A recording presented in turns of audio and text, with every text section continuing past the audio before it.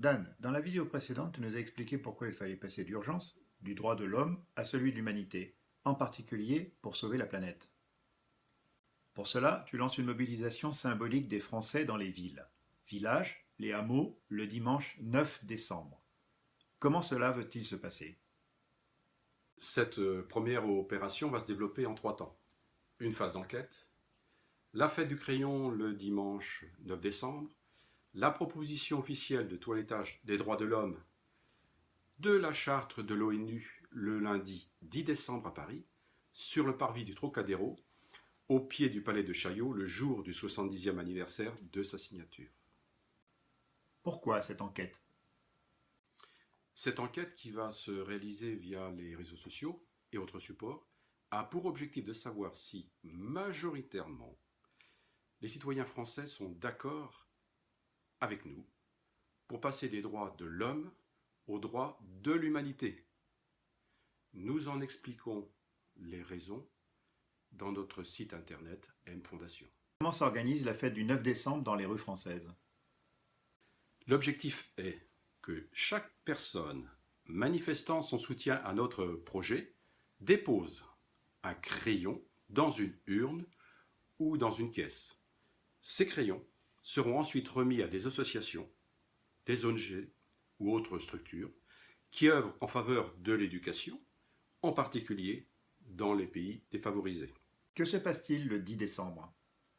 Nous confierons 2 documents à une Marianne qui aura été préalablement choisie par les Français.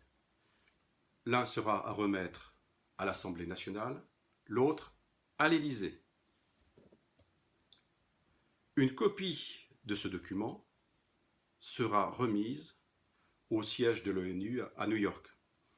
Ce document contiendra une proposition de modification de la charte, en particulier de son article 1er, afin de passer des droits de l'homme à celui des droits de l'humanité.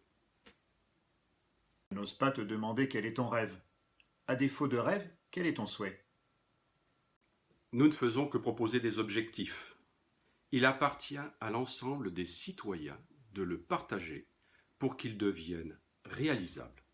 Seule une large mobilisation de la société civile permettra de l'atteindre. Comment? D'abord, ce que nous ne souhaitons pas. Le 9 décembre ne doit pas être l'occasion pour les divers partis politiques et autres organisations de se faire de la publicité ou de tenter une récupération politicienne au moyen de signes distinctifs, d'appartenance, etc. Ce qui compte, c'est la prise de position de chaque être humain en faveur de la naissance, de la sanctuarisation, de l'humanité, augmentée par le dépôt symbolique d'un crayon dans l'urne. Pouvoir choisir de préserver sa liberté de façon de vivre concerne chacun d'entre nous à titre privé.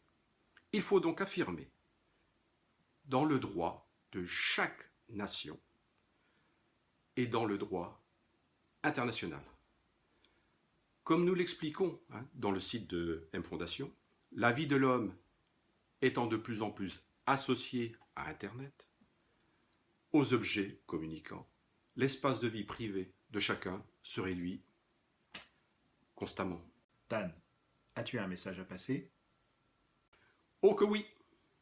Nous sollicitons la mobilisation des maires de France afin qu'ils mettent à disposition le 9 décembre des urnes destinées à recevoir les crayons qui sont apportés par les Français.